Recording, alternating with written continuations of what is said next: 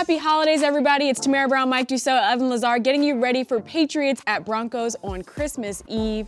Guys, when you look at this game, what's your holiday wish that you're hoping the Patriots will bring you? Oh, that's a tough one. Draft position, kind of you want that. Wins, we kind of want that. I mean, I think just generally I like to see some young Patriots continue to progress. And I think last week you saw some guys get some opportunities. Marte Mapu coming away with his first interception. Alex Austin getting a chance, a guy who arrived here late. So I'm not going to talk about the scoreboard, but I think just continued development from the young players. I think that's what we're all looking for right now. Yeah, regardless of the result, just 4 quarters of offense would be nice. They've had two really good halves with Bailey Zappi, and then the second half has kind of disappeared on them a little bit. So if they can put together 4 quarters, even if they end up losing the game 30-27, it would just be kind of nice to see a little bit of a high-scoring game like that.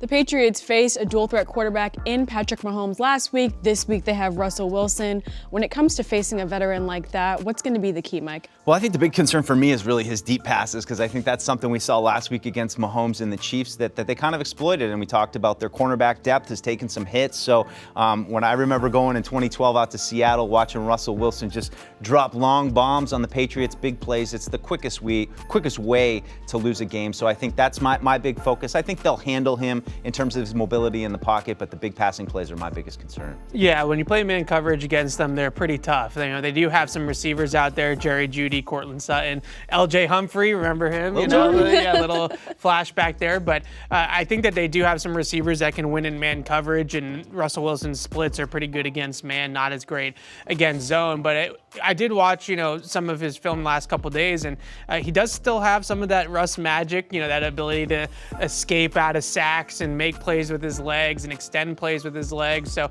I would just say that when he does extend the play, it's not like it was in his peak when he would then go and throw a 40-yard bomb down the field, but he does like to find the tight end leaking into the flat or a late running back check down or something like that. And those do have produced some big plays for them in the last couple weeks. Not only are the Patriots facing another dual-threat quarterback, they're also facing a team that has a great secondary as well in the Broncos.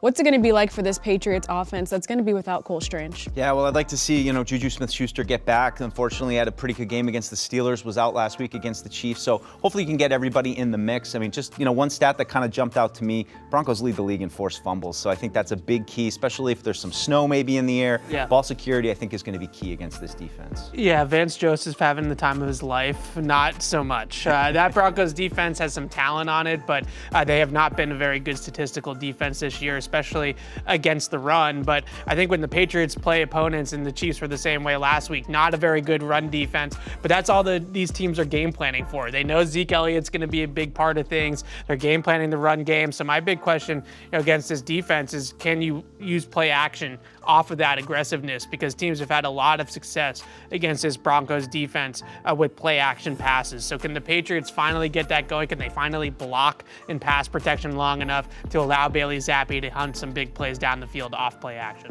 Those are some things to look for in this matchup on Christmas Eve out at Mile High. For more leading up to the game, go to Patriots.com and Patriots YouTube.